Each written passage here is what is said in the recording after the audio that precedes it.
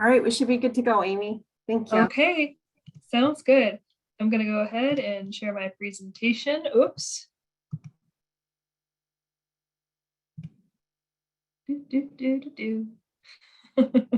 Technology is always the most fun thing. We've got all the technology glitches tonight, folks. So we appreciate your patience with us. Indeed, indeed. All right. So thank you everybody for joining us today. Tonight's presentation is on how to buy a goat is one in a series of presentations and is a partnership between Cornell Small Farms FarmOps program and the Southwest New York Dairy Livestock and Field Crops program, of which Caitlin and I are part of. So the Southwest New York Dairy Livestock and Field Crops program is a partnership between Cornell University and the 5 county associations of Southwest New York, which include Allegheny, Cattaraugus, Chautauqua, Erie, and Steuben. But for this partnership, we're going statewide. So we're really happy to present this information to everybody. We have a short disclaimer before we get started. Essentially, we're here to provide you science-based information that has a research backing, but it's still not substitute for legal sound counsel, qualified tax preparation, and veterinary care. So just keep that in mind as we go forward, that we'll give you the tools to start you on your journey. And then there are other professionals that can step in and help you as you get further into that adventure. So I am one of the presenters tonight. My name is Amy Barkley. I'm the Livestock and Beginning Farm Specialist for the Southwest New York Dairy Livestock and Field Crops program. I do all things livestock. So as long as it's got some legs and produces meat or eggs, it's my jurisdiction. I also do some pasture management and meat marketing and product quality. And Caitlin, I'll let you introduce yourself really quick here. Sure. So hi, everybody. Caitlin Wally-Stoll. I'm the farm business management specialist and team leader for our Southwest New York team. I work with farms of all shapes and sizes on what I call paperwork, people, and hopefully a profit. So helping with the business side, people side of agriculture regulations and things like that. I'm also going to be kind of the behind the scenes tech for tonight. So if you have any issues, I will drop my cell phone number in the chat. Feel free to jot that down. And if you have it, so for some reason you get booted off and you need help, feel free to reach out. And thank you all for being here tonight. All right, so let's get into it. We put this together because when Caitlin and I were talking in terms of gateway livestock, poultry are one and goats are another. And there's a lot of considerations before you go about and purchase a goat. So we wanted to share those with you today. And in today's agenda, Caitlin had sent this out previously, but I'll just go over it super quick so you know what direction we're headed. We're going to start with understanding what breed, number, and gender we're going to look at, where to purchase these animals, and then we're going to take a little bit of a break. And then we're going to come back in and talk about disease considerations, feet, body condition scoring, and that's going to be done through a series of videos. So this is the part of the cooperation with FarmOps, and we're really excited to bring you some of these videos with some live animals so that we can look at those animals in the flesh rather than me pointing to them on a slide. Then we'll move into quarantining and integration, and finally, financial considerations and record keeping. So Caitlin's going to go ahead and launch the first poll. So tell us who you are, and you can choose multiple options here. We'll give you about 20 seconds or so to enter this information.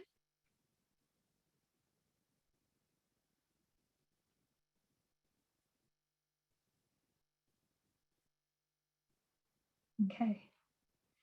Great. So it looks like some of us have some goats at home. Some of us are pretty close and some of us want more information. It's pretty well divided. So hopefully we'll be able to get you guys ready for this adventure tonight. Thank you. All right. All right, so the first part of this is selecting your breed. And the reason why I bring this up first is because once you understand kind of what your farm business is going to be or what the purpose of these animals is going to be, you can make a decision as to what genetics you want to get into your herd and all those sorts of fun things. So first, we've got milking, meat, and fiber production. Those are our three main categories of goats. We're going to go into each individually. But something else to think about is the efficiency of these animals. So if you keep goats in your backyard for pleasure, or you have a couple of goats around to provide milk or meat for your family, that's going to look different than if you are having these goats for a farm business. The second is, are these animals selected for pasture or are they selected for barn management? So it's really kind of tricky to take an animal that's been in a barn its whole life and fed grain and fed hay and plop it into a pasture. So we want to make sure that our selection allows for the management system that we're going to have at home. Purebreds versus hybrids, there's benefits to both of those. And the same with show and commercial. The animals look different for show than they do for our commercial purposes, like for meat, milk, and fiber.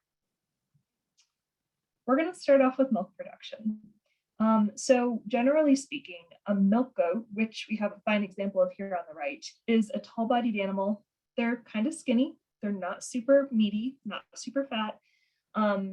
They are that way because they essentially take most of their energy and put it into milk once they get to that process. So milk animals, you can essentially milk any goat. But the reality is that if you milk a boar goat, for instance, first, will they let you? And second, if they will let you, will you get enough milk to make it worth your time? If you have a very small herd and you just want boars, you really want boars and you want to milk them, that's one thing. But there are lines of milk producing animals that will produce a much higher amount of milk and quality of milk. Disposition is really important here. So these animals have to be able to get up onto a milking stand and need to stand still for you to milk them. Animals that are being milked by machine, some of them are trained to, if you're buying an older animal, some of them might be trained not to kick off the milking equipment, which is a plus. But generally a well-mannered goat is going to be key here. So we're going to talk about some considerations for animals. Hey, Amy. Yeah. We do have one question in the chat asking, so both male and female goats can be milked? Could you just clarify that? Yep, I will. So we're going to get into that in 1 second. But generally speaking, only females will produce milk. So you'll need a male to breed the female in order to have a baby to produce milk, and then at which point she can be milked. So that leads us into our first bullet here. So open versus pregnant. When you go about and purchase animals, you can buy them as young stock. You can buy them as full grown, ready to breed, but not yet bred. You can buy them as full grown, they've been bred before, but they don't have a baby in them. Or you can buy them as pregnant animals. Open animals are those which don't have a baby, and pregnant are those which come with a baby. The gestation period is about 150 days for a goat. And once she has that baby or babies, she will give milk for 9 to 10 months. And during that time, you can choose to either milk her once a day or twice a day. Some folks opt for once a day, where maybe they'll let the kids in with the mother for most of the daylight hours so that they can feed off mom and we don't have to bottle feed them. And then at night, they'll separate them. So in the morning, they can go ahead and milk mom and then let mom back with baby. And then they can continue that process. Or if you'd like more milk, it can go into a twice a day milking. In which case you'll get more milk out of those animals, but it is a larger time commitment from you. There are two options for extracting the milk. You can either do it by hand, which doesn't take very long at all when you're milking a goat that produces a half gallon a day. or by machine, which if you have a large number of goats, this can be more efficient. And if you have bad wrists like me, it can help with reduce the strain on the wrists. But one of the things that you have to consider when you have goats is, over a 9 to 10 month lactation period, these animals can produce 1,000 pounds of milk, which is somewhere around, I did this math. Divide that by 0.6, and that's the number of gallons you'll get, 250 gallons or so. And that's a lot of milk. So what are you going to do with it? Are you going to drink it fresh? Are you going to make some cheese? Are you going to make some yogurt? Are you going to sell it? Are you going to keep it for your own use? Are you going to feed the whey to pigs in a collaborative farming system? Just think about how many goats you're going to get and how much milk they're going to produce before you get the goats. Here are the 8 top milking breeds here in the United States. Only one of these is developed from a United States line. The rest of them, or most of the rest of them, are from Alpine, so French lines of goats. These are bred for small bodies, good milk production, and each one has different traits. So you might have one that's really small framed that produces a lot of butter fat that helps you make butter and cream. You might have one that's a little taller, has a larger udder, might produce a higher volume of milk, which is great for fluid milk, great for yogurts and things like that. So there's a little bit of research that you can do. And one of these research materials is from Penn State. This is a really very simple chart, and it goes over the different breeds and how much milk they produce and milk fat and protein. And it gives you an approximate idea of what these breeds produce. So for instance, if you want a goat that produces a lot of milk and you end up with a Nigerian dwarf, which is a really small goat, that goat might not produce as much milk as you would like. Now, on the other hand, Nigerian dwarf is great if you want to make butter or other value-added products with a lot of fat because they have a high milk fat compared to other breeds. So I pulled them out because they're a really big difference in this table, but you can go through and select qualities that you like. When we're selecting a milk goat, sometimes they are with a kid already, sometimes they are being milked, and therefore their udder is full, and we can see the conformation of the teat and udder. When they're a young goat, so a kid, or if you're buying an animal that's open that hasn't had a baby or is dry, which means currently isn't being milked, this teat might be shrunk up against the body. It might be a little bit more difficult to see. But when they're in milk, it's really easy to see what these teat conformations and udder conformations look like. And this is normal. So the slide that I'm showing is normal, it's good. So goats have what's called a 1x2. They have one line of teats and 2 teats in that line, and anything else is abnormal. And all the milking equipment is made for this. Naturally, they have 2 quarters, which means 2 areas of their udder that produce milk, which come out of the 2 teats. And with goats, you want to see the milk bag up over the hocks of the animal. So right here, let me see if I can put on a pointer. Oh, it doesn't look like I can do that. Oh, maybe I can down here. Here we are. All right, so this black line right here is where we don't want the udder to fall down below. Now, why is that? So if it's a really low hanging udder, it can snag on things like brush and rocks, and it can rip and tear. Then you might end up with an udder infection called mastitis, or you might end up with cut sore teats that a goat really doesn't want milked, and she'll fight you when you go into the milking parlor. If they're too low, a kid might have trouble latching on. So even if they're not a milk breed and they're a meat breed, if they're too low and the kid can't latch, then you might be stuck with a bottle baby. Or maybe you're stuck teaching this kid how to bend down and drink up out off the udder, which is a little bit of an abnormal position for them, but you can teach them that. So generally speaking, this is normal. And this is abnormal. So remember that dragging udder I was talking about? Yeah, the one on the right-hand side here is what you want to try to avoid. So see how low and swingy it is? It's probably hitting the backs of her legs. It's probably very sore. She's probably dragging it around. It looks like she's actually got a fish teat here, 2 teats on one side, which I'll show you in the next slide. But this udder is something that we don't necessarily want. Now, if you have one goat at home, you're only milking her by hand for yourself, you're maybe bottle feeding a kid, maybe something like this is good, but this is a lot more management than an animal with a normal conformation. The same for the udder on the left-hand side here. So this is a bottle teat. So essentially, instead of coming down and forming a nice teat where we can hang on to milk or attach a milking machine to, the teat is bloated, and it's just the way that the animal is made. Maybe some of her ligaments are a little older and they're a little looser, or maybe it's just her genetics, but bottle teats like this are really hard to get a machine on. Kids have a really hard time latching and drinking milk on their own. So we want to try to avoid these when we can. Now, going from the udder itself to the teats on a milking animal, we want to see one teat, one on each side of the milk bag. We don't want to see these things called teat spurs, which is a little jut out of flesh here. Sometimes they may have a stream of milk in them, sometimes they may not, but these put the animal at risk for mastitis. And if they're low enough on the teat, so just say they're down here, that'll interfere with the suction on a machine or interfere with how you strip the animal if you're milking her by hand. Fish teats are the same way. It's essentially a more severe teat spur. And sometimes if these are small enough and they're removed by the farmer before you get them, you know, they could be good, but this might be genetic and you might not want to breed it into your herd. This is a line of goats in a milking parlor. And I bring this up because it shows some differences in udder conformation. So based on what we just talked about, we can look at this first one in the line and see that her udders, it hangs a little low, her teats are a little low. You know, if she had a kid latching on, this would be a little difficult for them. The milking equipment might actually end up touching the ground when you attach it to the udders here just because they're so low.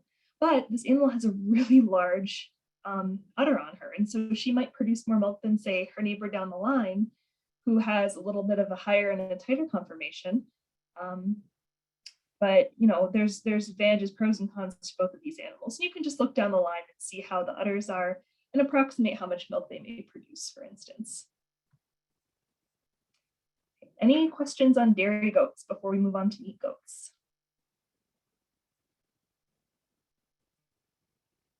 Okay, we're good to go. All right, so meat goats.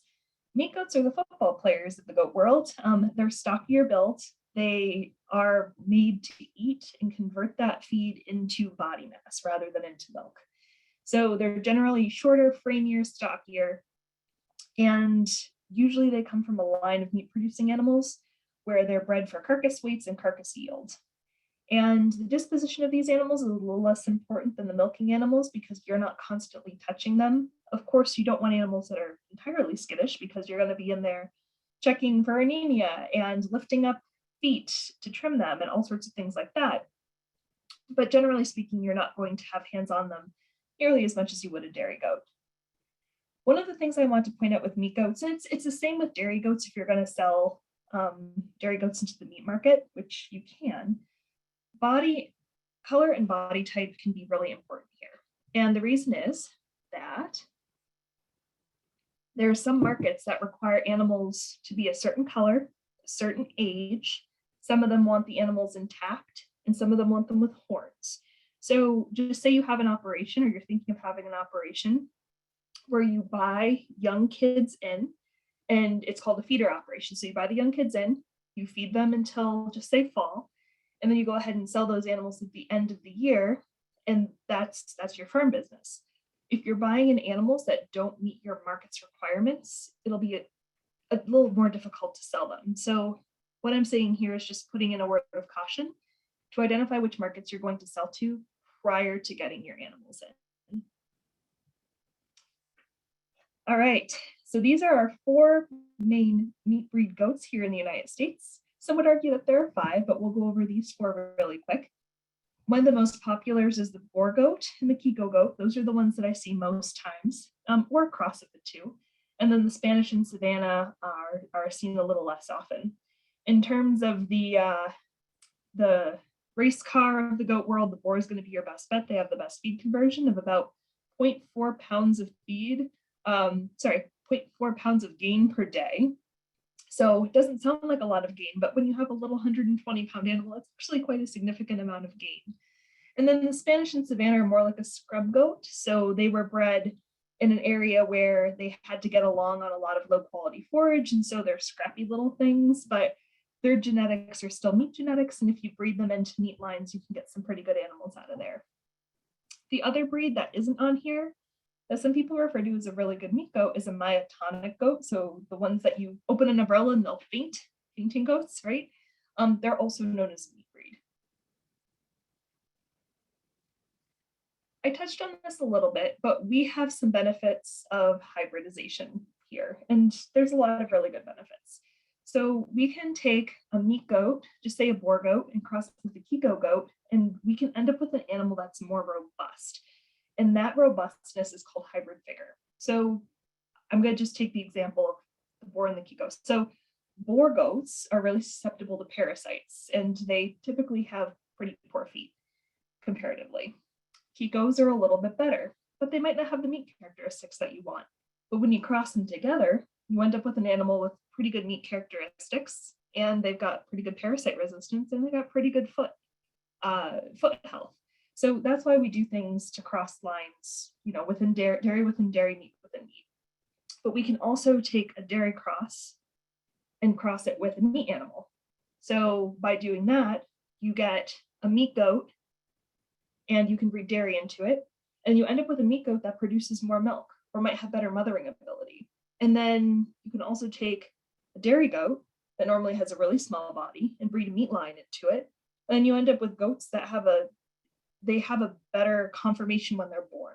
They're more meaty when they're born. So if you're selling the offspring, that might be something to consider.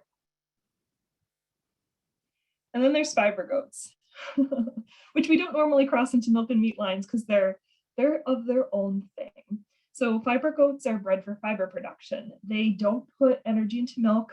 They don't put energy into reproduction. So they're pretty poor breeders. And they don't put energy into meat. They just make fiber. And an animal like this is, they get shorn twice a year, and they need a really high plane of nutrition. So very nutritious feed in order to make that luscious, luscious hair. And then fiber quality is age dependent, individual dependent, and gender dependent. So you need to go ahead and choose what animal best fits your needs. And quite honestly, a lot of folks who are in fiber understand the genetics of their goats and what their fiber looks like, and can lead you to animals that meet your production goals. And both males and females are used for fiber, by the way. So these are the two main types of goats that we use for fiber. The one on the right is an Angora. This is a breed all of its own, and it has this crimpy hair that grows that we can cut off. And then there's a cashmere goat, which cashmere isn't a breed so much as it is a category of goat. So there are maybe individuals within a line that were selected at one point that gave good fiber. And then over time, those animals were crossed for desirable characteristics, and you get a goat that produces cashmere. So that's the difference between those two. So any questions about meat goats or fiber goats before we move on to other characteristics? There is one question in the chat. At what age would it be appropriate to slaughter a meat goat? It depends. So some folks like hothouse goats, which are goats that are just off of the mom. They're just weaned, maybe about 2 or 3 months old, so 60 to 90 days. There are some folks that like the taste of older goat because it tastes gamier, so maybe 2 years. And then a lot of the time, I think goats are usually born in the spring, so late winter, early spring, and most are processed in the fall. So probably around 9 months or so is a typical grow out for a meat animal. Good question. Okay, great. So reproductive characteristics are really important, especially if we're not buying young kids in and raising them out as feeders and then selling them to market. Because for dairy goats, obviously, we need pregnant goats to give birth. And then for meat goats, we want to make more meat goats, and the same with fiber goats. So these reproductive characteristics are really important. And the first one I have here is mothering ability. There are some goats in some lines that are just naturally wonderful mothers. They can have a single, they can have twins, they can have triplets, it doesn't matter. They'll love and adore them, and they'll do their best to feed them and protect them and care for them. Then there are other goats that have babies and could care less. They'll walk away. They won't even accept their offspring. And then so we end up bottle feeding these little babies. Mothering ability is really important, especially if you don't have a lot of time to be bottle feeding babies. And that's highly heritable. So if a goat's a good mom, it's likely she'll produce offspring that'll be good moms too. The number of offspring is also something to consider with goats. So as I said, we have singletons, twins, triplets, and generally speaking, we want to aim for twins in most management cases just to increase herd numbers. But in some cases, we might want singles because they are a little bit bigger when they're born, they grow a little faster, they wean off at a little heavier weight. Or maybe if we're running a dairy goat operation and we don't want a lot of replacements, maybe we just want a single. So depending on what your management goals are, you might want to select dams that give a higher or lower number of offspring.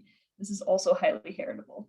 It's the same thing with rams too. So if you have a goat dam that produces, just say, singles, and you want the next generation to produce more than singles, get a ram from, just say, a set of twins or a set of triplets.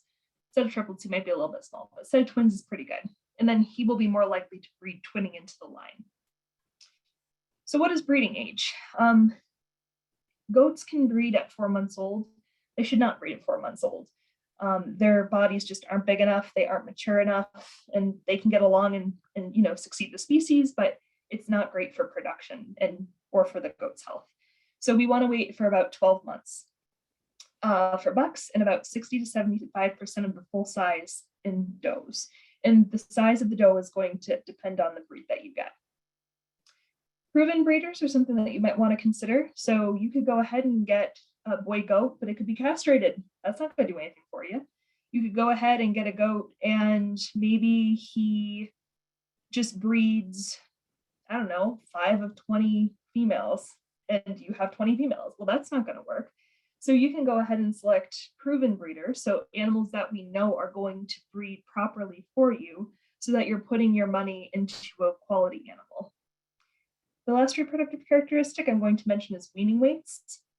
So like I mentioned before, if you have a single baby, that baby is going to wean at a heavier weight than twins or triplets. That said, even within a kid number, so just say you have a whole bunch of moms and they have twins, you might wean some of those twins off heavier because mom is better at producing milk. Some of those twins may be weaned off lighter because mom is not as good producing milk. So weaning weights are really important, especially in the meat industry.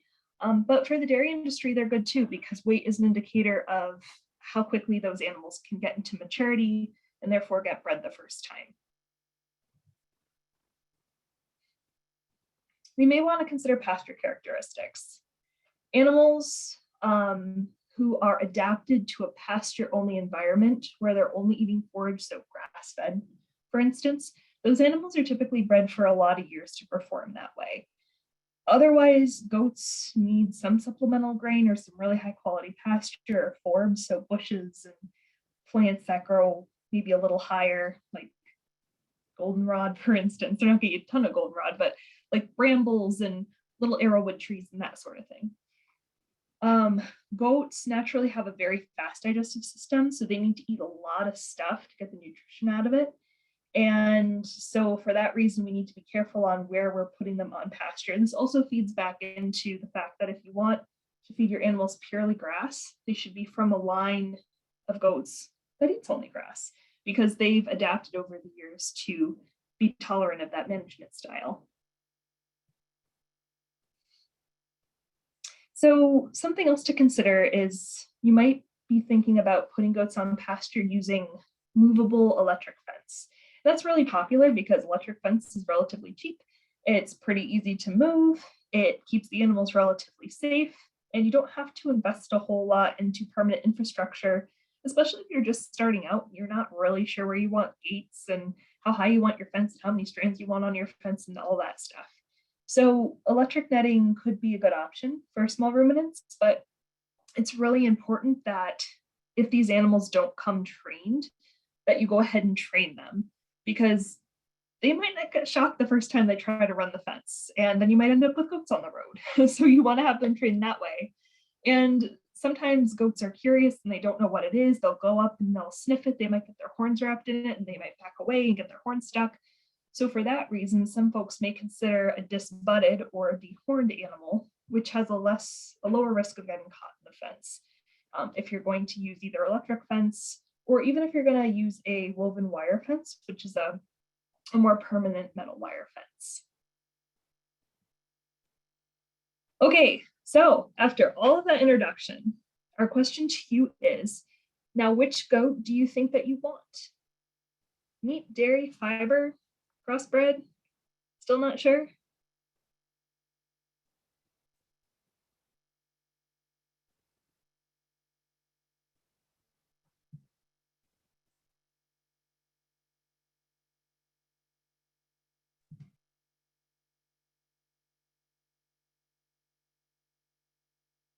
Okay.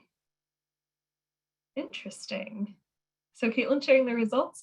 Looks like most of us are meat folks, but we do have some dairy, fiber, and somebody who's still on the fence, which is perfectly fine. You can decide as you go. All right.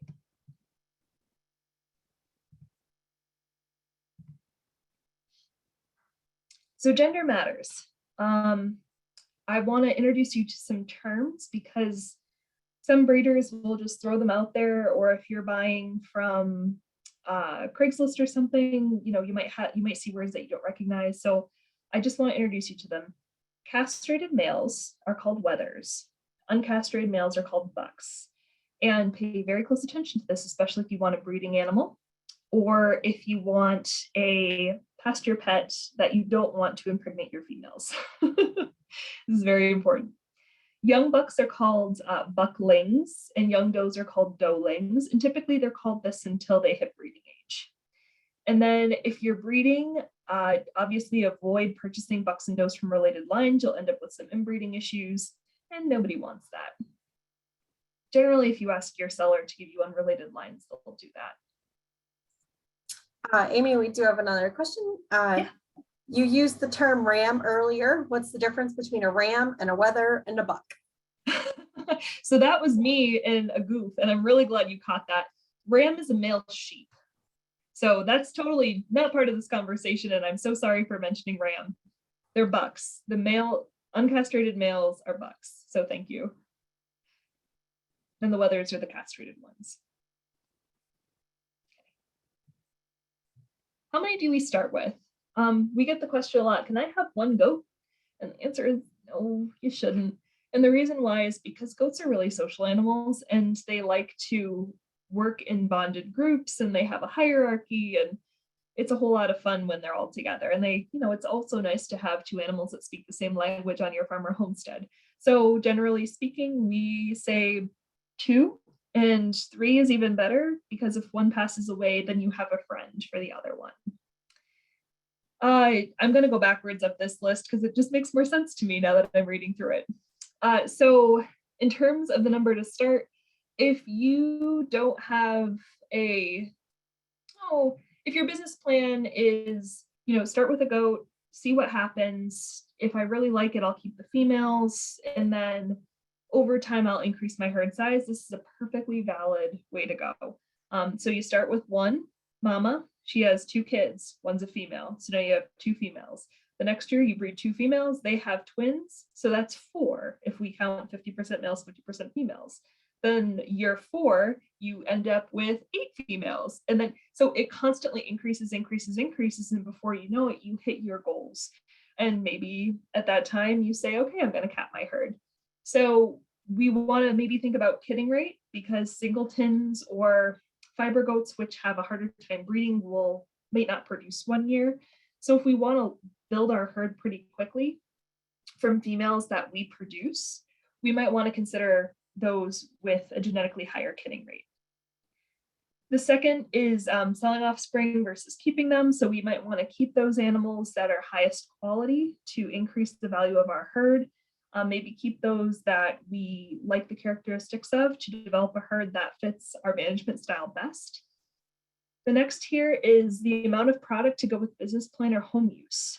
So if you're just gonna have enough milk for you and your family, maybe you don't want more than 200 gallons of milk a year. And so maybe you want 1 or 2 dairy goats versus 10 dairy goats. The next here is buck age. And the reason I bring this up is because buck age influences how many does he's able to fertilize. So in that first year, I should back up. When we breed goats, and we can get into this in another lecture, but very 30,000 feet. When we breed goats, we want them to be bred within a certain time period. And that's so that all of our babies are born at once, so that baby season's over, right? And we can go ahead and do all of our other production things. So when we tell you how many does a buck can breed, that number is during 1 month. So a 1-year-old buck can breed 10 does, and then as he gets older, he can breed up to 40 does. So if you're buying a buck, knowing how old he is, and then matching that to the number of does you have to breed is going to really help you out during breeding and kidding season. All right, so I told you all this fun stuff about, oh, yep. Yep, one question. Is it okay to have a mixed herd? So both meat and dairy? Are there any concerns with doing that? So I don't see any major concerns with that. As long as they're managed rather similarly, I think they would be fine. Unless, Caitlin, you can think of a reason why they wouldn't be okay. I think the only reason that it wouldn't be okay is that sometimes we feed different feeds to That's true. goats and meat goats. Typically, we're trying to get the meat goats to grow faster than a dairy goat, so they get fed a diet that's a little bit higher in protein. So if you were interested in doing that, it would be helpful to keep them separate. But if it's on a small scale and not as intensively managed, right? So this is kind of, you're just raising goats and you can sell them for meat, but you don't need them to get to the market by a certain date, then it's certainly okay to put those together and feed them the same thing. The only other reason that it might be a concern is if sometimes different breeds of goats are angrier than other breeds. And same thing for different types. So sometimes meat goats are just more aggressive than dairy goats. And if you're mixing them together, you might end up in a situation where the meat goats are kind of beating up the, little old lady dairy goats to get to the feed or get to the pasture first. So, but that also just goes with temperament between each goat. So if it's a small scale, they have a lot of room, they have a lot of access to feed, you're keeping a close eye on them, you're really not gonna, in my experience, you're really not gonna get into an issue. It's just really like, if you've got a breed that's really angry, it can sometimes cause competition troubles. And then the final thing, and then I'll stop talking, Amy. That's good. You do have breeding livestock involved. So maybe you have one buck that's a meat goat and you have does in the same pasture that are dairy and meat. That buck's going to breed indiscriminately. So he will breed the dairy and the meat goats, even though he's a meat goat, right? So you'll end up with crossbred kids, which depending on your goals might not matter. So just some considerations. For the most part though, low scale, low input, lots of space, you're really not gonna have any problems. Thanks, Caitlin. Yeah, and then there was another question. Should you keep the bucks separated from the does to control the breeding? Yes. Short answer is yes. And then, because you're doing that, a lot of folks will get a wether to be a friend with the buck so that when they keep the buck separate, he has a friend to hang out with. Sometimes it doesn't go so well, and sometimes they fight because goats can be choosy on who they befriend. But sometimes it works out really well and they can pal around and you can let both of them out in the pasture during breeding season and not have to worry about does being bred by somebody you don't want them bred by. Yeah. All right. So we've talked about all these fun breeds of goats and things about these goats. Now, where do you get them? And I put these in order from the lowest risk to you as a purchaser to the highest risk. And by risk, I mean the risk of bringing in animals that'll do poorly, animals that might bring in disease, and animals that might not thrive for you. So the first, and I would call it best option, because the first and second one I think could be interchanged depending on the management, are private breeders with a closed herd. And what this means is that they have their group of animals, they don't bring other animals in, and they only keep replacements from their herd. They might bring in a buck every now and again to add new blood, but that buck is usually quarantined and then he's allowed to be with the females. So they have the least risk. When we move up to an open herd, so the next level down, what that means is that, so somebody might be keeping their replacement females or replacement males if they want, but they may also be buying in additional animals in addition to the breeding bucks, for instance. And because of that, there's a little higher risk of disease transfer. Craigslist. Craigslist is sometimes good, sometimes bad. You can have really amazing breeders on Craigslist. You can have really bad breeders on Craigslist. It just all depends. And these I would screen very carefully and make sure that you're talking to somebody who knows what they're talking about and lets you maybe see their animals. We'll talk about quality breeders in a couple of slides, but Craigslist is, it could work out, might not work out. And then the most risky is going to be the sale barn. We call the auction house or the sale barn a terminal market. And what that means is that animals that go through that market should not be put back onto a farm. They should go for meat, essentially. And the reason for that is because when you take animals from a whole ton of locations, you put them through transport stress to bring them all to one place. Those animals are going to have depressed immune systems to begin with. And then we don't know the disease status of any of those animals that's going through the auction barn. There could be contagious diseases that are there, and they happen, right? Even good breeders can end up with contagious diseases. It happens, right? And so you get all these animals together, all these potential diseases together, and then you take an animal and bring it home, and that animal might not do well for you. And if you're bringing it home to a herd that you already have, you could put your herd at risk. So for that reason, we recommend staying away from the auction or sale barn and going with private breeders or commercial farms to get your stock. Key phrases, bolded and underlined is clean herd. Clean herds are really nice because the owner goes through and tests the herd for common diseases in goats. And they will usually have a veterinary certificate that says this herd is free of disease X, Y, Z. And that's really nice. So clean is good. And that could be an open herd or a closed herd. So you can be bringing animals in, but quarantining them for a month, testing them. Once they're tested to be clean of everything, you introduce them to your herd. That's awesome, right? So that's all low risk. Closed herd, we talked about that. Some breeders or farmers breed for certain genetics or train goats to certain things like electric fences. So you might want to consider asking questions like that. Sometimes if you're showing or if you want to keep a really clean bloodline, you might want to have registered animals. Not all registered animals are great. Not all unregistered animals are bad, but that's just something to consider. The reason for selling is really, really good to know. So are they selling this animal because they check the anemia score and it has white mucous membranes and it's going to die tomorrow and they just want to offload it? Does the animal maybe have a little bit of a funny gait from a disease it had earlier in life and they just don't want that in their herd? Is the animal perfectly fine, but they have too many animals? Does the animal not meet their management recommendations? It could be a whole host of things. So it's really important to understand the reason that they're selling their animals and ask if they don't tell you. It doesn't hurt. And I just have this as a bottom point.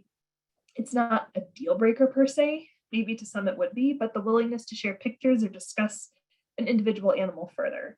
If somebody's really closed-lipped about the animal that they're selling, maybe that's not the animal for you.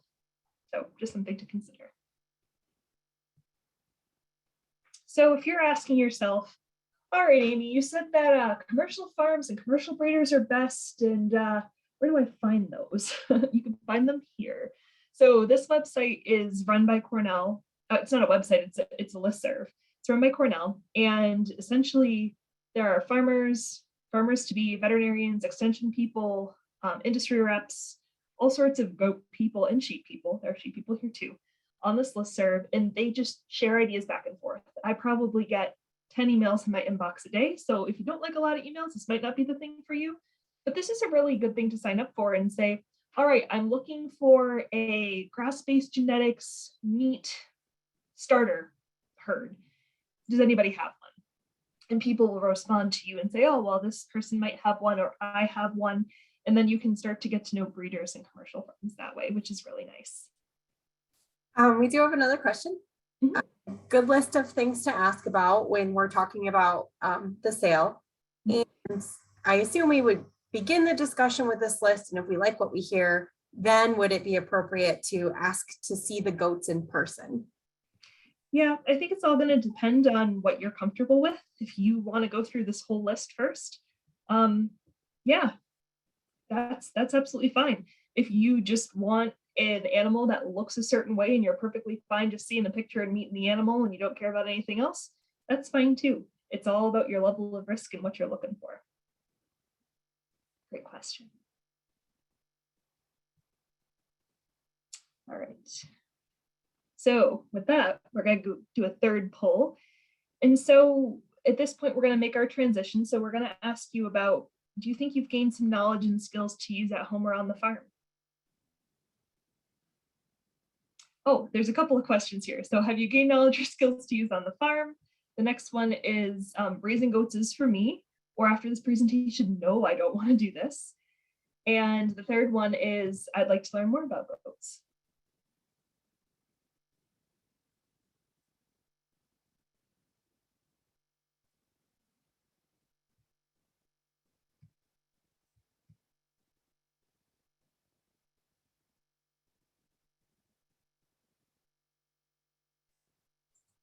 Well, it looks like we haven't scared anybody off yet, Amy. We do have a couple people that are maybe raising goats as for nobody outright said no, so we're doing good.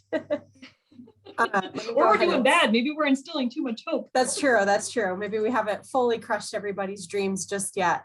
So we do have another question. Is there a listserv for grass beef animals as well? So I don't know of one through Cornell. There's a livestock processing listserv that sometimes has that kind of stuff. There are a couple of Facebook groups that you can look for grass-fed beef genetics in. And there's also a group called Find Your Farmer in Western New York that you could, that's also a Facebook group that you could ask in. And there's also a group called the Western New York Beginner Farmers and Homesteaders Group. It's not limited to Western New York people, but there's a group of people on there who will throw ideas in your direction if you are looking for something specific. Yep, and I would just add too, like if you have a farmer friend that raises grass-fed beef, like ask them what they use. So farmer recommendations, that's the gold. It's gold. It's gold. All right. So I think that brings us to our break. Yes. Right. Yep. Time for a Kit Kat bar. So let's come back here in 5 minutes. That's going to be 7:03.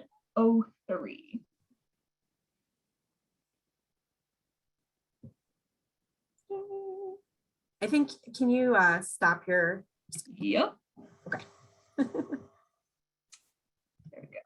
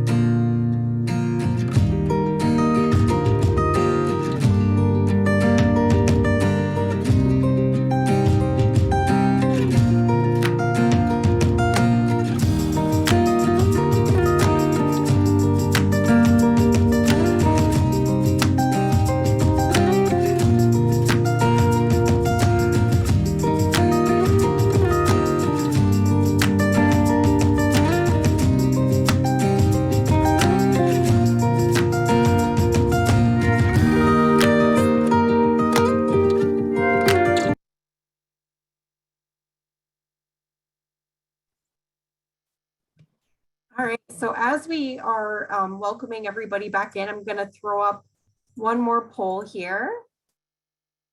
So Amy and I have been talking, and with the support of the FarmOps program, we are able to offer some more webinars and seminars in the future. This might be a little bit early to give this poll, but we do want to give folks a chance to take a look at the list here. So these are some topics that we could also offer in the future that would include go kind of in deeper on goat reproduction and kidding, or nutrition and health, business planning and marketing goats, parasite control, which is a big issue, and pasturing goats, or something else. So if you have a different idea for something that you would like, and you're already thinking about it and super excited to share it, please go ahead and drop that in the chat box as we go forth here, and welcome everybody back from our break.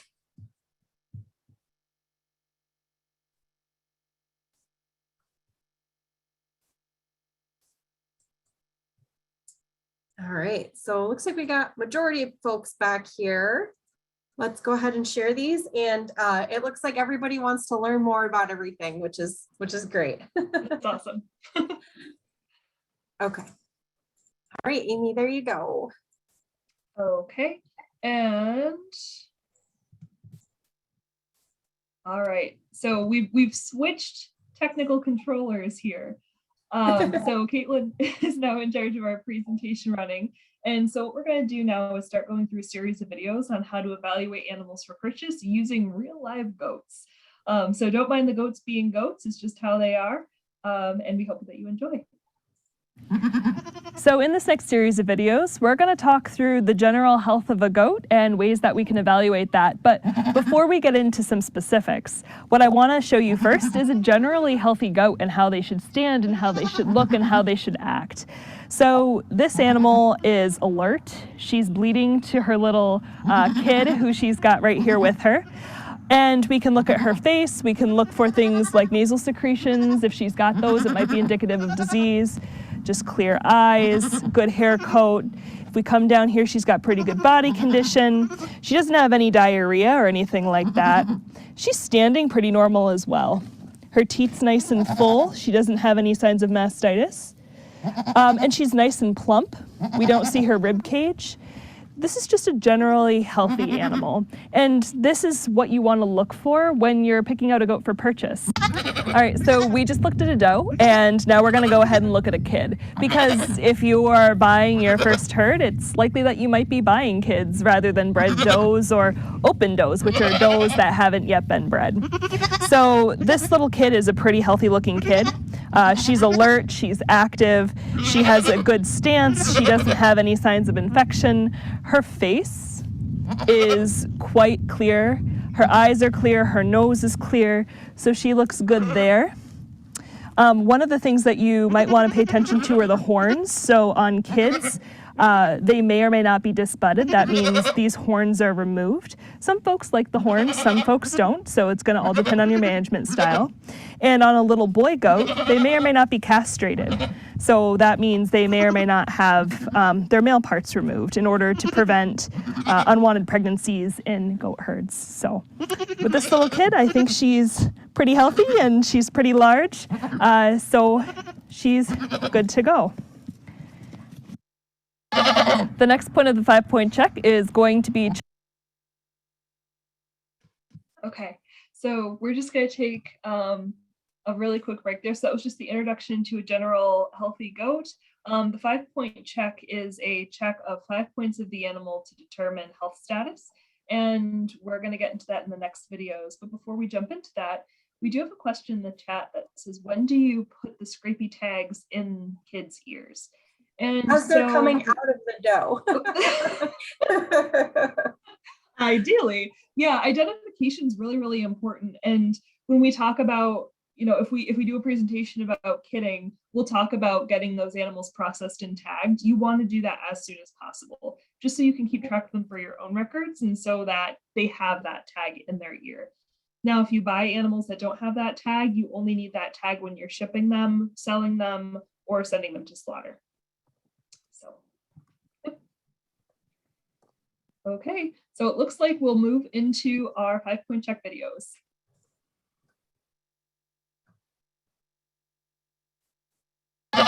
The next point of the 5-point check is going to be checking the eye. And the reason why we're checking the eye is the eye membranes. Of course, the eye should be clear and free from discharge. That's just to make sure that the animal is generally healthy and doesn't have an upper respiratory infection. If the eye is cloudy, it could indicate that the eye might have a condition like pink eye. But generally speaking, the main reason why we're looking at this is so that we can check the animal's anemic state, or whether or not she's anemic. So if you'll come over here, we'll take a look a little closer. And this is one way to do it. There are multiple techniques, but I'm just going to show you, if you're looking to buy a goat, this is just a very easy way to do it. So you go ahead, pull her lower eyelid down, and you can see the color of the membrane right in there.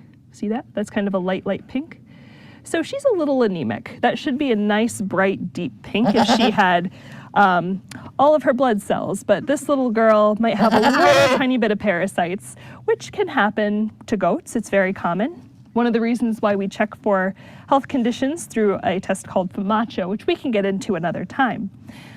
But this is going to indicate to us whether or not she's very anemic or not. Animals that are very anemic will have a white membrane. That means that there's very poor blood flow, bringing oxygen and nutrients to the rest of her body. And animals like that, you should think about maybe not purchasing, just because they're less thrifty and a little less healthy than others. So this is a young doe, and we're gonna do a check on her eyes as well, just to show you and see if there's a difference between these two. So she has been on milk for most of her life. She's just transitioning to solid feed at this point. And we're gonna come in and take a look at her eyelids and see how she's doing. So if we pull this down, that's much darker.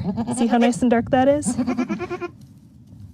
That's probably where we want to be in terms of lightness of membranes. If it's a little lighter, it's okay. If it's darker, that's really okay. But she's good to go. So the next part.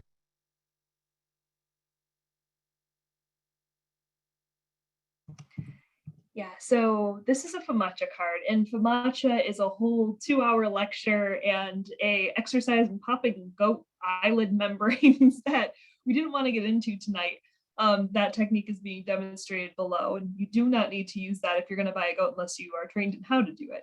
But what I want to show you is the FarmOps card, which indicates level of anemia. So when I talked about white membranes being dangerous, that animal's basically on death's door, that's this white color. Yep. And then as we move up the chart, so that next pink color is the one that we saw on the older doe. The middle color is the color we saw on the younger doe.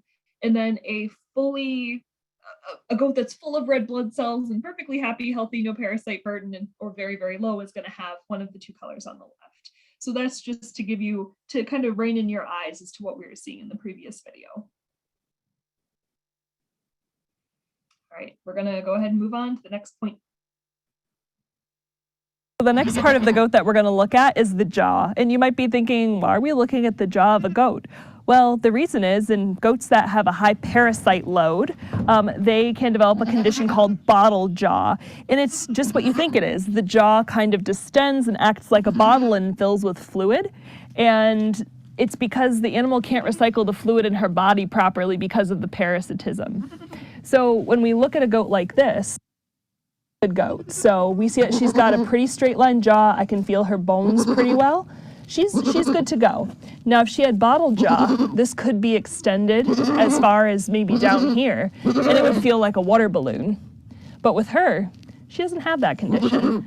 So that's what we're going to look for on the jaw of the animal. The next.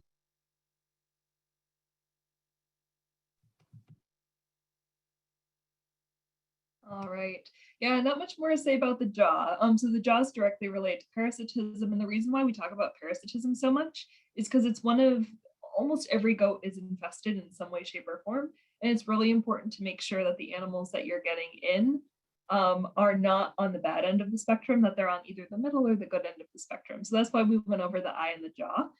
The coat's also a way to determine parasitism, but it's also a way to determine overall health. So let's go ahead with that one. The next check that we want to look into is the hair coat.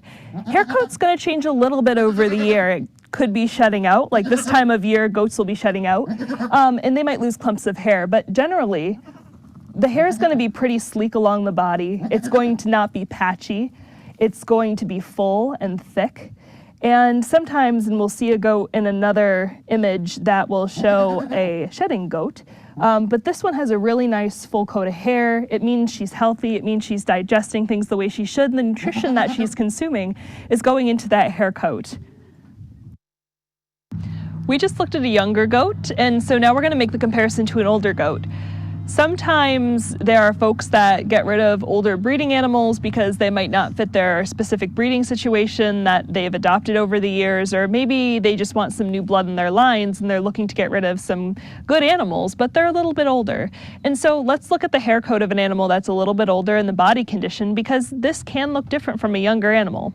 We're going to be looking at the same things, but there are a few differences. So we're going to do hair coat first on this animal, and you can see she's a little less shiny, a little more rough, and that's not necessarily indicative of anything other than age. We can go ahead and look at her eyes and check for anemia to make sure that it's not related to a nutritional imbalance caused by anemia. And we look down her coat, she is shedding. So this is her winter coat that she's shedding out. This is nothing to be alarmed of. It's perfectly normal, and it doesn't indicate anything other than it's spring. And if we come in a little bit closer, I'm going to be looking through her hair coat because she does look a little patchy, especially down this back end, and we can see her skin poking through. So I'm just checking through, looking for lice, because sometimes that can cause hair loss. And I'm not seeing anything. There's some bits of chaff in here from the hay mow where she's pulling hay down on herself, but nothing that would indicate that she's got eggs of lice or lice running around. So she's okay to go that way. And it's likely then that the hair that she's missing is due to age and not due to any adverse condition. We're going to talk about body condition scoring of goats. And the reason why this is... All right, so just taking a little break there. We do have a question in the chat about parasites, and it's a really good question. So do they transfer from mother to kids at birth? And the answer is they can transfer through milk. So yes, and if that's the case, the person who's asking the question asks, is it appropriate or necessary to see the mother before purchasing the kid? And the answer is not really, unless, no, I would just say not really. You could go ahead and check the anemia score of the kid, and that's your slate that you're going to start with that animal. It's generally speaking, younger animals are more susceptible to anemia from parasitism because they're younger with depressed immune systems. Maybe as they get older, they'll be a little bit better. But yeah, it's mostly to check your own clean slate, and you don't need to see the mom.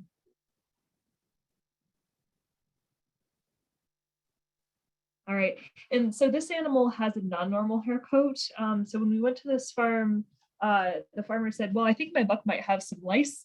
And they're currently treating this animal, but what happened is the lice were chewing at the hair coat of that animal and bothering his skin so much that he went through and he rubbed his whole body against the fence. So you can see his hair coat is totally just caught up in the fence from where he was itching, and the hair coat is no longer on him.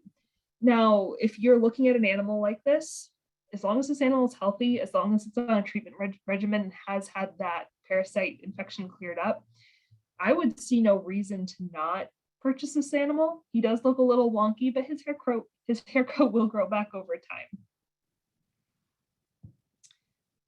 All right, so now we're going to go into body condition scoring. We're going to talk about body condition scoring of goats. And the reason why this is important is because goats that are too heavy could lead to breeding problems. It could lead to some metabolic issues. Goats that are too skinny could have a disease process going on, whether that be parasites, whether that be some sort of other bacterial or viral disease. And we just want to make sure that when we're looking at a goat to purchase, that we're evaluating this as one of our main ways to see the health of the animal. So as we look at this goat's body condition, our main focus is going to be on the back of the animal. So right along here. This is indicative of the fat layer that the animal has on its body and helps us determine how much fleshiness it has underneath that fat layer. So what we are going to do is look at the pinnacle of the back along the spine, and we're going to see if it forms a triangle or more of a rounded appearance. In goats, our body condition scores are 1 through 5, with 1 being a really skinny goat and 5 being a really fat goat. Generally, we want something around 2.5 to 4. This animal, by looking at her, we can feel the spine, but we don't feel each individual vertebra. So that indicates that she's probably above a 1 and above a 2, because she does have some fat cover on here, and her muscling is pretty filled out along that spinal process. I would say, based on the fact that I can feel the spine, but not the individual indentations of the vertebrae, she's probably around a 3 or so, and that's expected. So she's been nursing a young little goat here for a little while now, and so she's lost some condition naturally just through the fat that goes into her milk. But for a nursing mama, she's doing pretty good. So in the next video, we're going to show you what a different goat of a different body condition score is. And I'll talk over this because I'm not talking in the video, but essentially what I'm doing is I'm feeling the individual vertebra of the spine. If you clench your fists together, that the humps of your knuckles indicate a body condition score. Do it again? Okay. Do it again, sorry. That's okay. And when you let your hand a little looser and you run your hands on, you just feel the bumps of the spine, that's a body condition score of around a 3, maybe a 4. That's just an easy way to tell the difference.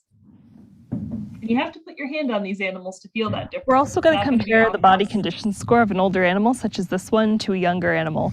And maybe that's not the best way to say that comparison. We're comparing 2 goats.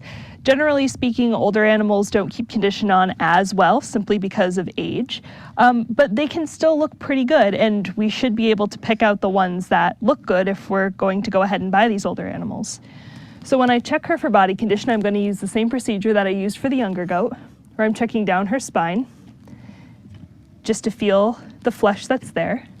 And I'm also checking down the middle of her spinal process to see if I feel individual vertebrae. And I do.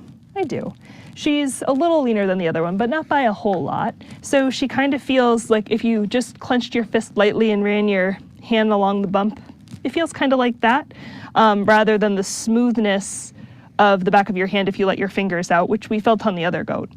So with her condition like that, she's still got a good amount of fleshing around either side of her rib cage here. And we do feel a little bit of the spinal processes. So together, I'd call that score about a 2.5 or so. So she's a half a score down from the other goat that we saw. Not unhealthy by any means. One thing I want to draw to your attention is she's shivering, and that's out of stress. That's not due to any illness or anything like that. That's just her and how she is. So if you do see that on a goat, I wouldn't worry too much about it. She's probably just a little bit of a drama queen. And we had a question come in the chat here. So can the lice from goats transfer to humans? And the answer is no. Lice are species specific, so we don't have to worry about that. All right, so we're going to look at the tail. I think this is the last point of the check. The next point of the 5-point check is going to be looking at the rear of the goat. And the reason why we're doing this is to determine how formed the feces is. Feces of a goat should typically be little round pellets, kind of like what we see here on the ground. But if this is more liquid, less solid, or it smells really bad, or the feces is actually spilling down the back and the legs of the animal, this could indicate that the animal has is parasitized. So we can take a look, we can lift the tail, and we see that her feces is perfectly normal, perfectly formed, and her rear end is clear. There's no feces running down her legs, so she's good to go for this check. One of the most important parts of... And so at this point, what we'll do, so I'm looking at the time right now before we head off. Caitlin, do you want to go over foot health now? And so I guess the question is, do we want to hang out about 5 minutes longer to make sure we go over everything that we've got for you tonight? Or would we like to just go ahead and do one part or the other? Let's keep going, especially because I think feet is a really important topic. For my part about record keeping, I'll just go with the key points, but yeah, Rebecca says go ahead and go over. We did start late. Okay. Apologize for that. Everyone will get the recording, the slides, the links to the videos, all of the resources. So if for some reason you absolutely have to leave, it's not going to hurt our feelings. Go ahead and do what you need to do, but we will continue charging ahead here. All right, sounds good. Thanks, Caitlin. And thanks everyone for hanging out. And we're gonna go over foot health. One of the most important parts of a goat is its feet. Foot health can really help a goat thrive. If a hoof is healthy, if it doesn't have sores, and if it's clipped properly, that goat will be able to move without pain and will be able to access feed and water readily. When we look to pick up a goat foot, the front foot and the back foot are going to be picked up differently because of the way that the goat's legs are structured. So let's start with the front foot. So what we'll do is we'll not scare the animal. The animal knows that I'm here. We'll reach down, and because the front leg bends backwards, she'll cooperate with me. Come on. I know. We can go ahead and lift up the foot like that. This foot is really nicely clipped. So the way that goat hooves grow is they'll grow out, and they'll also grow from the side walls in over the hoof. If you see that growth over, that doesn't necessarily mean that the hoof is in bad health. It just means that it needs a little bit of a trim. So that's something to look at when we look at goat hooves. And they should be relatively flat so that they can walk on surfaces evenly. When we're looking at the hoof's anatomy, we also want to make sure that there's no foot rot or foot scald. And what this looks like is blisters, and you can find that in between the clefts of the hoof right here. So if we take the hoof and split it apart, we see that there's nice hair coating, there's no blisters, nothing leaking, nothing yucky looking. This is a healthy hoof. So now we're going to talk about how to lift a back leg and check the foot on the hind leg. And the reason why we're doing both legs separate is because they functionally work different ways. So with this leg, it was pretty easy because we could just go ahead, lift at the knee joint, and it bends backwards, and we can look at the foot pretty readily. But with the back leg, it bends the opposite way. So instead, we kind of need to do a lift and curl technique with the bottom of the foot. And here's how we do that.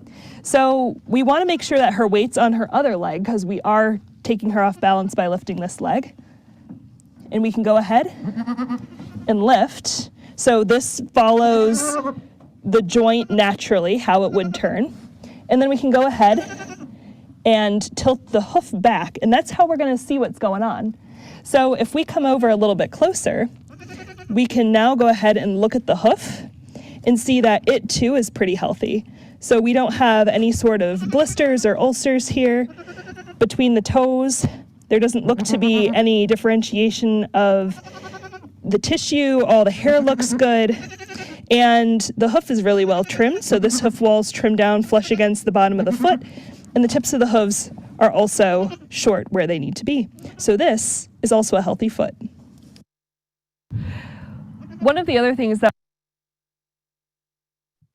Yep, and we can just transition into this. So we're going to talk about potential foot issues and looking at them through gait or how the animal walks. One of the other things that we want to look at when it comes to leg and foot health is how the animal's standing and how they're walking. For animals like breeding bucks, this is going to be really important since they're going to stand on their hind legs to do breeding. We want to make sure that they're really sound and flat-footed and they're putting the proper weight on those back feet. If there's an injury to the foot, that could result in the animal not putting weight on, and they will usually reveal a funny gait. They are prey animals though, and because they're prey animals, they're going to try to hide some of their symptoms. But if there's a condition that's severe enough, we might be able to see it. And we have a goat here that we know has a foot lesion. And so we're going to have Caitlin walk her just a little bit, and we'll see if you can pick up on that foot lesion. Of course, she wants to walk her own way, but please pay attention to her back left hoof.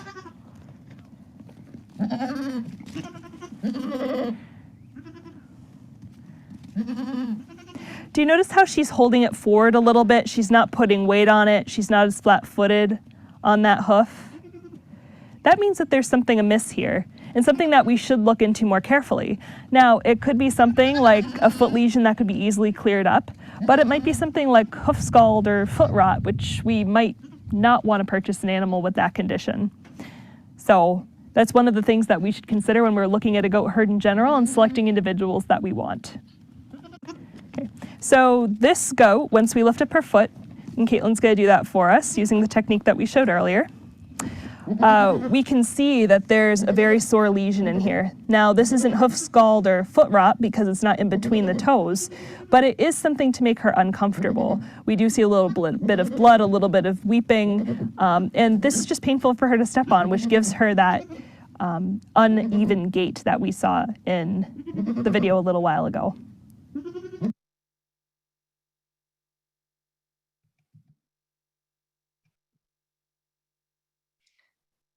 Okay, so foot scald or foot rot, we went over this ad nauseum, but it's essentially a bacterial infection. When the environmental conditions are right, bacteria will enter the foot and just fester in there and cause a lot of pain for the animal. And it can be cleared up, but it's highly contagious. So if you don't have it in your herd and you are looking at animals, you might not want to bring an animal with foot rot home because you're just bringing foot rot home to your farm. There are a lot of horror stories from farmers who've done this. So that's why we talk about feet so much, because they're really, really important.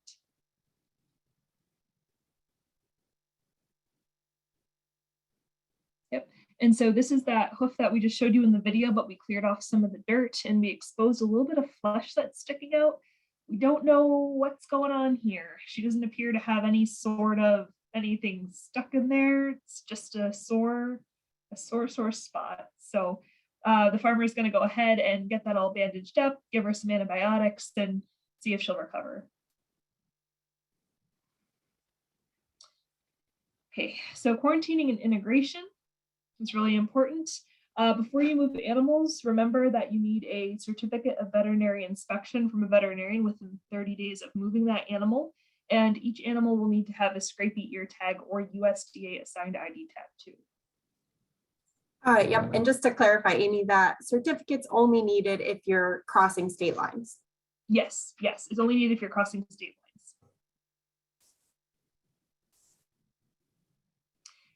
lines. Before you bring that animal home, you're going to want to go ahead and double check your vaccination status on that animal, its health status. Again, this should be confirmed prior to moving the animal, and the deworming program that the animal has been through, just to make sure that you're either keeping up with a similar program or that you're not, going in and deworming an animal that was just dewormed a couple days ago, sort of thing. We want to keep our new arrivals separate, physically separate, for 3 weeks at minimum, sometimes up to 5 weeks or so, depending on what we see in terms of their conditions. Make sure that the animals that you're bringing onto your property don't mix with animals that are currently there. And part of that is keeping them physically separate, but part of that is also wearing two different pairs of boots and having different sets of equipment. So you'll have one set for the new charges, one set for your kids that have been around for a long time on your property. And that's how we keep disease away from different groups of animals. So during that quarantine time, we want to just minimize the stress that new arrivals go under. We want to make sure they have enough shelter and cover and good food and water access at all times. We want to make sure that we're watching everybody carefully to see if they develop signs of illness. And if they do, we may have to keep them in quarantine a little longer till it passes, or we might need some antibiotics to clear something up. If there are any booster vaccinations that are needed during that time, which information we'll get from our previous owner, those can be applied. During this period, we'll want to anemia score and deworm these animals if necessary. We won't get into that in too much detail tonight. And when you're doing your herd checks, we want to check our animals that are currently on our property first and your quarantine pen last. That's just another way to keep the two groups separate.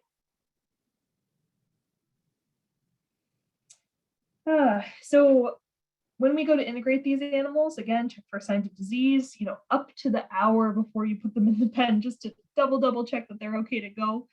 And when you introduce, be prepared for some scuffles and some dominance fights. Some headbutting might go on, some pushing and shoving might go on. these animals are very social. They have a dominance and hierarchical structure. So we need to allow for that as they integrate into the herd that you currently have on your property.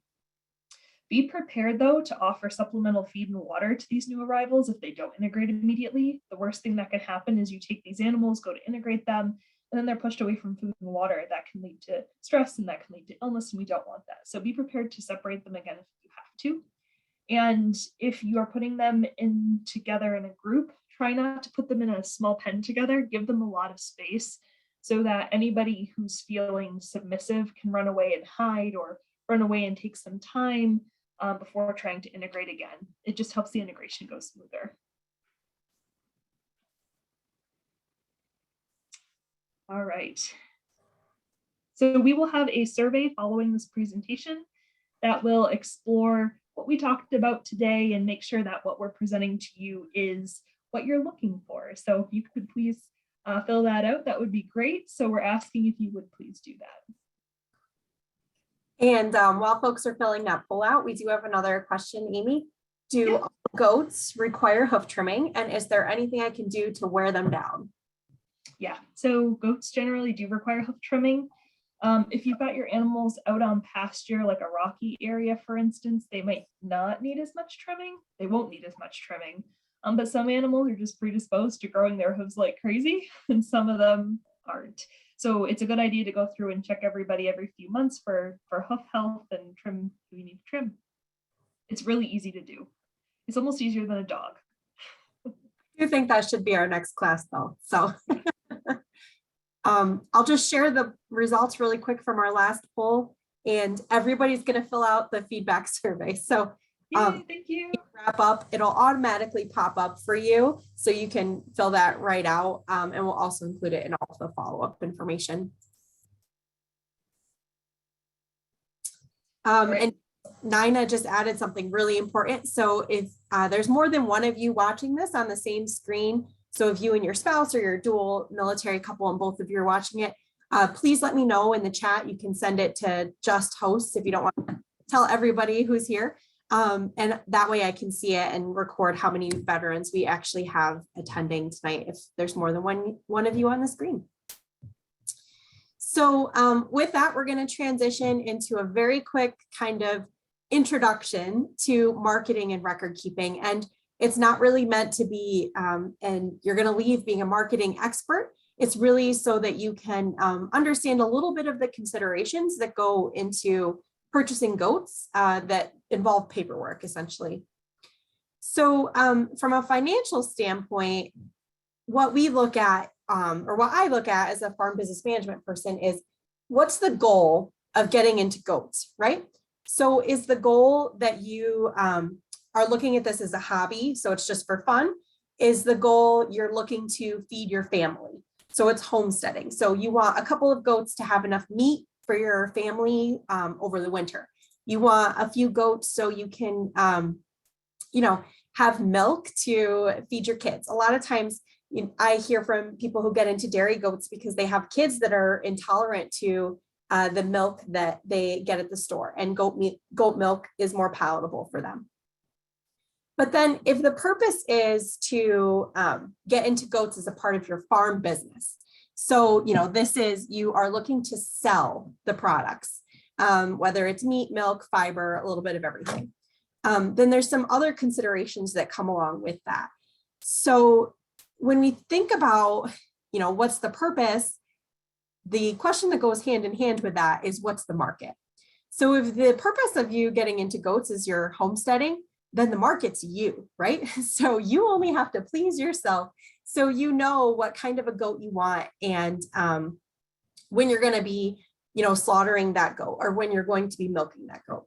But if you're selling these goats for a business purpose as a farm business and for income, then you need to think about, where are you going to sell those goats? So my least favorite call is when somebody calls me and says, hey, I have 10 meat goats and I have no idea where I'm going to sell the meat, right? Or I bought 10 dairy goats and I have all this milk. What do I do with it? So before you go out and buy your goat, think about, what's my goal? And if the goal is for business, then what's your potential market? So this could be, direct to consumer. So you're going to raise goats and you're going to sell the meat directly to consumers. Or you're going to milk the goats and turn that milk into soap and you're going to sell that, maybe you're going to a farmer's market. Maybe you're selling it to your local grocery store. So thinking about the market is one other kind of question that you should keep in the back of your head. And then finally, what's the plan? So if you are purchasing goats as part of your farm business, how does this new enterprise of goats fit into your overall business plan? So are you situated, you have a market? Do you have experience raising goats, or is that something you need to go kind of come to our amazing FarmOps trainings that we have? Are your customers asking for goat products? And how does this fit into your overall farm business plan? For some farms, all that they do is raise goats. So that's their entire business plan. For other farms, goats might be complementary to raising beef cows or complementary to growing produce, because you would have meat or milk to sell in the wintertime when your produce wouldn't be producing and you wouldn't be selling that. So this is a class that I will happily spend 2 hours on all by itself, but I did just want to introduce these questions because I think it's important. If you're really just doing this as a hobby, then some of those things that we talked about, so milk production and meat production, right? It doesn't matter. You pick the goat that looks the prettiest to you and is the most friendly, and that's the one you bring home. But if you're thinking about doing this as part of your farm business, then understanding how that plays into your business plan is really important to make sure you're going to meet your goals. So with all of that said, these are links that we're going to give you that will help you kind of answer these questions. So the first is, so you want to start a farm resource directory. This is something that Amy and I put together, and it's a one-stop shop for all beginning farmers on everything related to business. There's also a really great guide from Cornell Small Farms program that goes over everything related to farming in New York State. There's a marketing channel assessment from them as well, and a really helpful booklet from Cornell Cooperative Extension about starting a farm business. So these are all links that you all will have. And one other poll, mostly just because we're really interested to see what folks are thinking, is why are you interested in raising goats? So are you looking at this as a hobby, as part of your homestead for your family and yourself, part of a farm business with the intent to earn a profit? And it might be more than one, right? So maybe it's a farm business, but you also are really interested in having your own goat meat anyway. And while that's up, there is another question. What breeds of goat are best for clearing brush in the woods of your property? Let me tell you, any goat will clear brush. All of them. Yeah, I mean, I wouldn't put a fiber goat in brush. That's probably a bad idea because they need a lot of special care to keep that fiber nice and beautiful. But yeah, any goat is just predestined to eat anything brushy, and they'll destroy them in no time. It's amazing. Great. So it does look like most people are here looking at goats as a farm business. So we definitely will look into offering another one of these that's all about those business considerations. So with that, I am just going to very briefly go over what are the record keeping requirements. So what types of paperwork do you need to keep track of if you're looking at doing this as a homestead or as a business? So one of the things that we track are inventories, which would include the number of animals that you have. The reason that we track this is so that you can see over time how your inventories might be going up and down. And then if you know that you're increasing in your animals, you can also keep track of your crops and if you have enough hay on hand, for example, to feed those animals.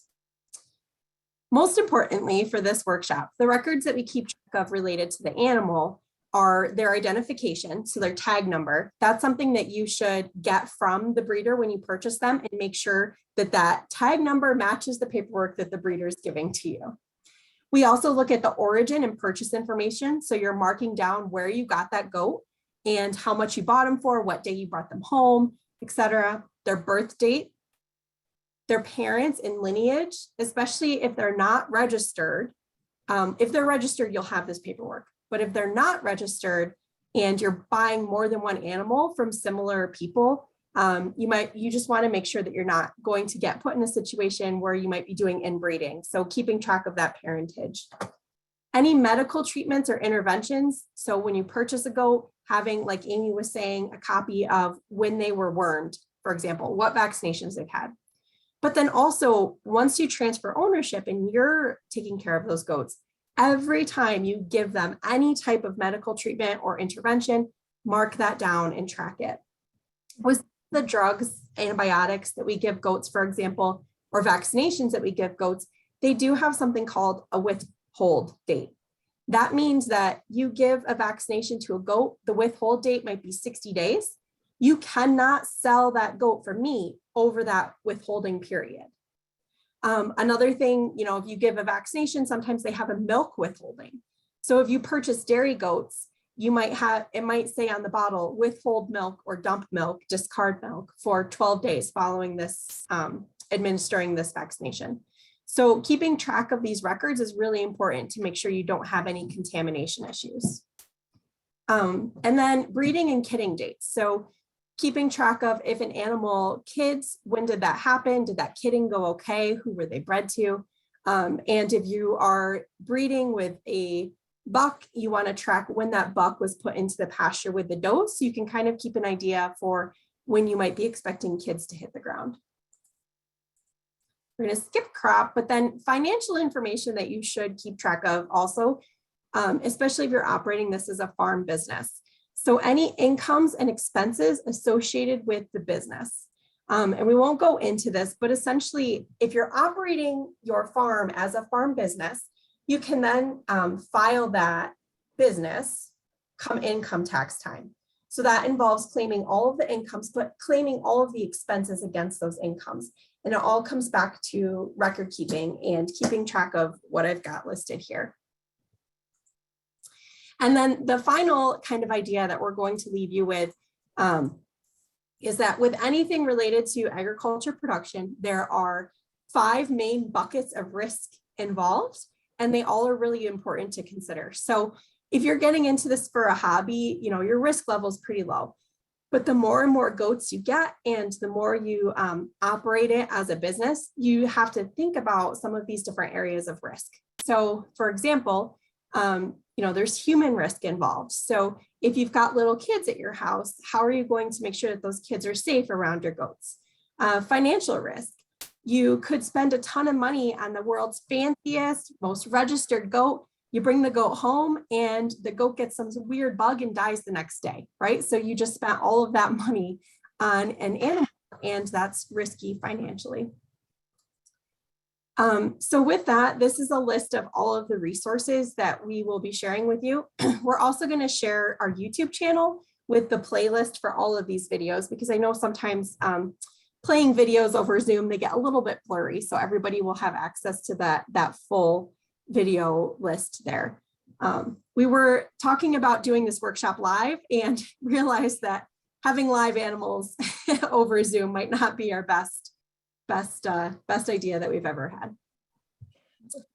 So with that, Amy and I will stick around for questions. As you exit the Zoom, the feedback survey will automatically pop up. We do also want to mention that we've got 2 more workshops coming out that will include the registration links for in your follow-up survey. We're going to be doing one that's going to be on soil sampling, so how to take a sample, how to interpret the report, and then one on preparing and marketing eggs for sale. So if anybody raises poultry and is interested in selling eggs, that'll be the workshop for you. And then based on everyone's feedback from tonight and the interest that we had in this workshop, Amy and I will be talking about hosting at least 3 more of these workshops that are only related to goats. So they would look like hoof trimming, nutrition, reproduction, health, pasturing, and all of that. So I'm going to stop this. And if you have any questions, please go ahead and drop those in the chat.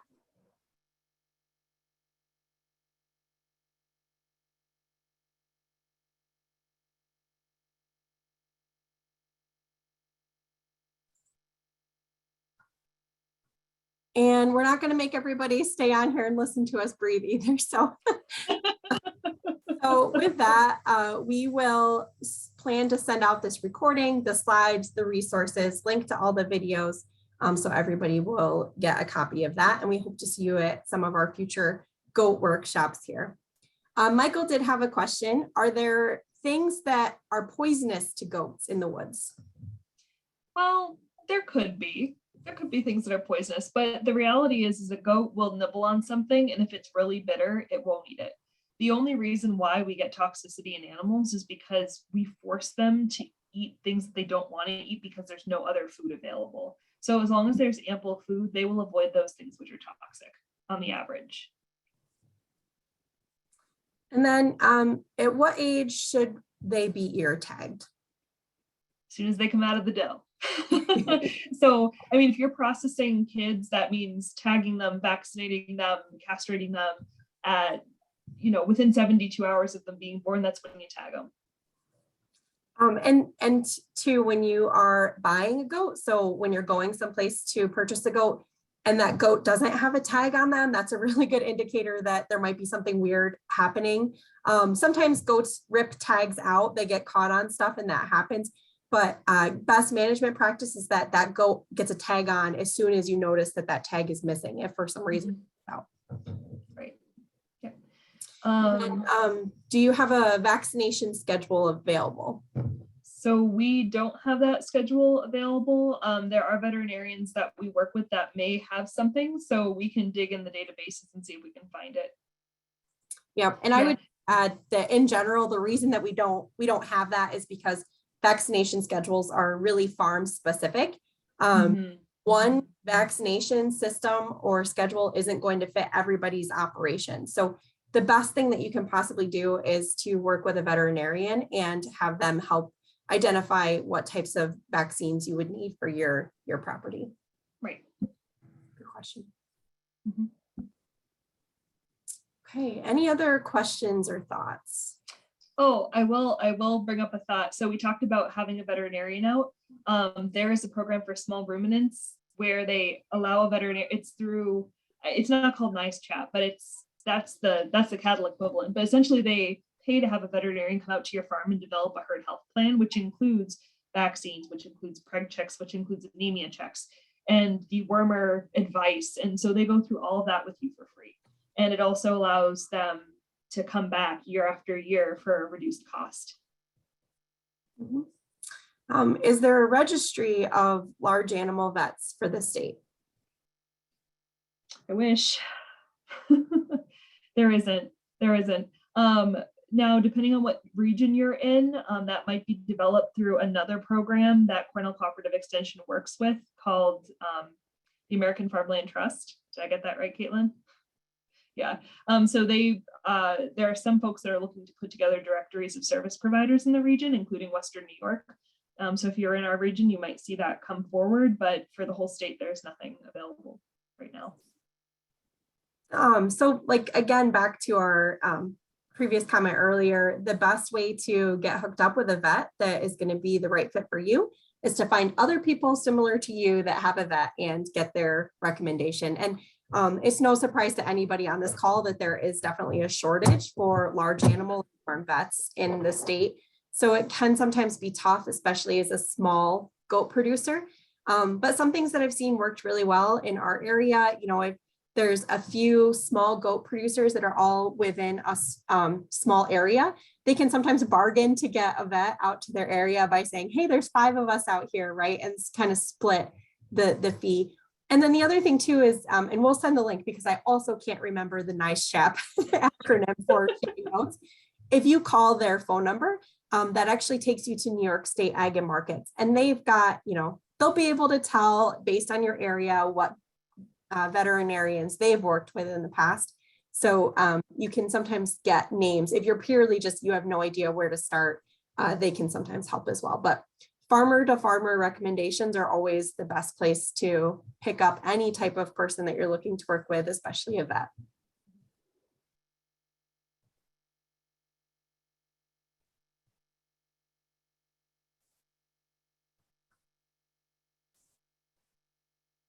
All right, well, with that, I think we'll go ahead and close the webinar. Again, please consider filling out our feedback survey. It really does help us to improve our program. and helps the Cornell Small Farms program, FarmOps, to fund this program. So, and we do want to thank FarmOps for supporting this. We could offer it to New York State veterans for free. And we've got all of your emails, so be on the lookout for future goat-related workshops from us. And if you have any questions that come up after this, please feel free to email either us and we will get you the right answer. Thank you, everybody. Thank you.